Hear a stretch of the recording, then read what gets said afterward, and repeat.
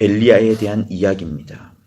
엘리야는 신약 성경에도 나올 만큼 예수께서 선지자의 제1번 선지자로 내세우고 있는 그 사람이 엘리야입니다. 그런데 엘리야가 이 본문에서 말하고 있는 바는 여호와여 넉넉하오니 지금 내 생명을 가져가옵소서. 나는 내 조상들보다 낫지 못합니다. 라는 말을 합니다. 곧 로뎀 나무 아래서 자기가 죽기를 간절히 기도하는 그 장면이 우리가 읽은 이 본문이에요. 여러분, 엘리야는 정말 위대한 사람입니다.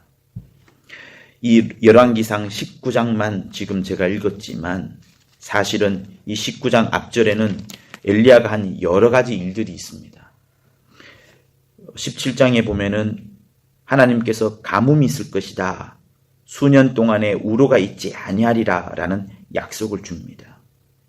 그때에 비가 내리지 않아서 아무것도 먹을 것이 없지만은 까마귀들이 아침과 저녁으로 떡과 고기를 주는 것을 이 엘리야는 먹으면서 기도를 합니다. 여러분 같으면 뭐 하겠어요? 당연히 엘리야는 기도를 했을 것이고요.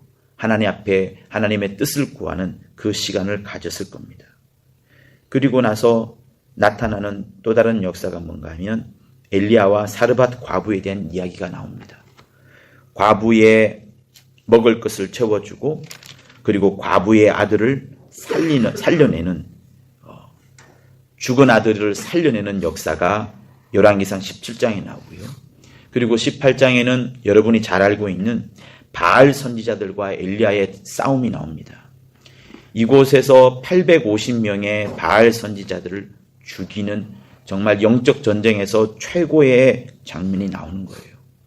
그렇다면 어마어마한 일을 이룬 이 엘리야가 왜 갑자기 이렇게 오늘 읽었던 우리의 본문처럼 이렇게 내 생명을 취하옵소서, 나는 내 열조보다 낫지 못합니다, 이런 정말 말도 되지 않는 소리를 할까요? 엘리야가 바알 선지자와의 갈멜산 전투에서, 영적 전투에서 이긴 것은 그것으로 끝나지 않습니다. 17장에서 보았던 그 가뭄이 해결하려고 아합 왕도 그렇게 몸부림을 치지만 아무도 해결할 수 없었어요. 근데 엘리야가 아합에게 하나님께서 가뭄이 오리라고 했습니다 라고 말을 하고 실제로 가뭄이 왔고, 또 하나님께서 손바닥만한 구름을 보여주시면서 이제 가뭄이 그칠 것이라는 거, 홍수가 올 것이라는 거, 큰 비가 올 것이라는 예언을 또한 하면서 아합에게 하나님의 사심과 하나님의 역사를 다시 그가 일러줍니다. 그러니 여러분, 얼마나 엘리야가 하나님의 위대하심, 하나님의 능하심, 실제 갈멜산 전투에서 이루어진 그 전투에서도 이겨내는 하나님의 그 역사심을 모든 것을 체험하지 않았어요. 그런데 아합은 오늘 우리가 읽었던 이 본문에서 이런 엉뚱한 소리를 합니다. 사실 이 엉뚱한 소리는 엉뚱한 소리가 아니에요. 열심히 일을 하다가 낙담이 온 겁니다. 언제? 이세벨이 엘리야 너 오늘 죽을 것이야. 내일 이맘때 너는 정령 갈멜산에서 죽었던 나의 선지자, 바알의 선지자처럼 너 역시도 죽을 것이야 라는 그 명령장을 듣고서 엘리야가 순간에 마음이 이렇게 쪼그라든 겁니다. 마음이 위축이 된 거예요. 사랑하는 여러분, 제가 오늘 여러분에게 하고 싶은 말씀 뭐냐면, 우리 인간은요, 우리의 실력, 우리의 능력은 아무것도 아닙니다. 그거를 깨닫는 여러분들이 되었으면 합니다. 무엇에 비교해보면 하나님의 말씀에 비교해보면, 하나님의 말씀은 창세 때부터 시작을 해서 끝까지, 오메가라는 그 끝까지 달려갑니다. 그 말씀은 멈추지 않을 것이고요. 그 말씀을 멈추게 하는 곳에서는 오히려 큰 뚝이 무너지는 것처럼 하나님께서 위대한 역사를 펼쳐내면서까지 또다시 박차고 일어나가는 큰 역사를 이루게 됩니다. 우리는 어디에 있느냐? 우리의 실력과 우리의 지혜는 어디에 있느냐? 그 말씀 한 조각, 말씀의 큰 능력에 비하면 아무것도 아닌 겁니다.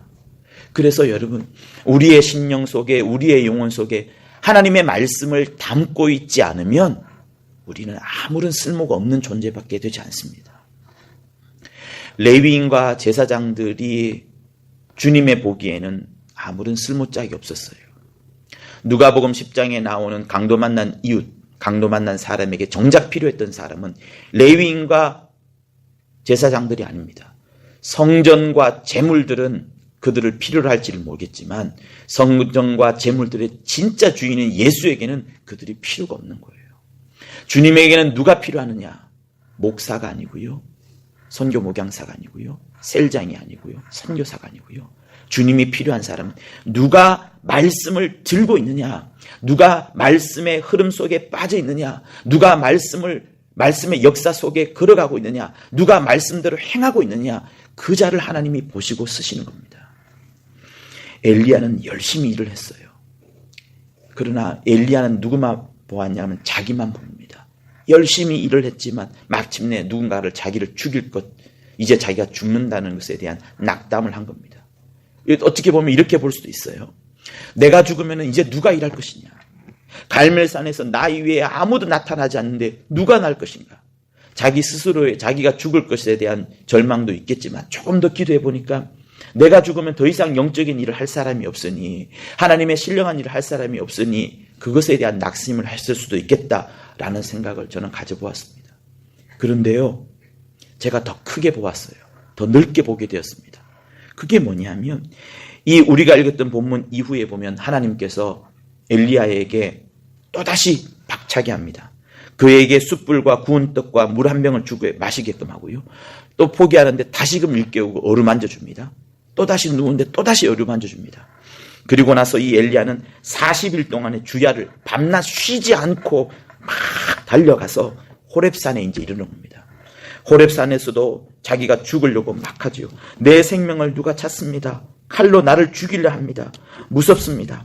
하나님께서 강한 바람을 보내주고요. 큰 지진이 일어나게 하고요. 불도 나타나게 하지만 그때에도 엘리야는 나를 죽이려 하나이다.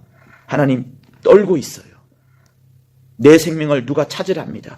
오직 나만 남았습니다. 라고 14절에도 말합니다. 그런데요, 여러분, 하나님이 뭐라고 말씀하신 줄 아세요?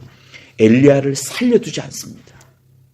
하나님은 무엇이라 말씀하냐 그러면, 야, 걱정하지 마라. 하사엘에게 기름을 주고 예후에게 기름을 주게 할 것이다. 그리고 마지막으로 엘리사에게 기름을 부어서 그로 하여금 너를 대신하게 할 것이다. 하사엘의 칼을 피하는 자를 예후가 죽일 것이고 예후의 칼을 피하는 자가 엘리사가 죽일 것이다. 걱정 마라. 이스라엘 가운데 7천을 남겨두었다. 무릎 꿇지 않은 바알에게 무릎 꿇지 않은 7천의 사람이 있다. 이렇게 말합니다. 사랑하는 여러분, 여러분만을 보면 절대로 성공할 수 없습니다. 하나님의 위대한 일은 내 인생으로 끝나는 것이 아니고 우리의 조각들, 우리의 퍼즐들이 신앙을 말씀이라는 말씀 안에 거하려고 하는 참 신앙을 가진 자들이 그 퍼즐들이 모아져서 수백 년이 흐르고 수천 년이 흘러서 하나님의 위대한 역사를 이루어 나가는 겁니다. 내가 내 인생이라는 역사만 보면 아무 꼴도 나지 않아요. 내 실력과 내 능력은 말씀에 비하면 지극히 작다는 것을 아시고 내가 할 수 없다. 하나님이 하신다. 하나님의 말씀이 역사하신다. 하나님의 말씀이 움직인다 하시고 여러분의 뜻과 여러분의 계획과 여러분의 인생을 하나님의 말씀 속에 담그세요. 그러면 승리하는 겁니다. 하나님은 우리 한 명이 포기한다고 해서 포기하지 아니하시고요. 성락인들 다 내려놓아도 하나님은 또 다른 7,000명, 또 다른 엘리사를 세워서라도 당신의 일을 하시는 겁니다. 누구를? 말씀을 붙잡은 자를. 그래서 일생을 살아가면서 내 실력, 내 능력을 믿지 마시고 하나님의 말씀의 능력을 믿고 그 말씀 속에 거하고 그 말씀의 역사를 체험하고 그것을 소망하는 여러분이 될 수 있기를 예수님으로 축복합니다.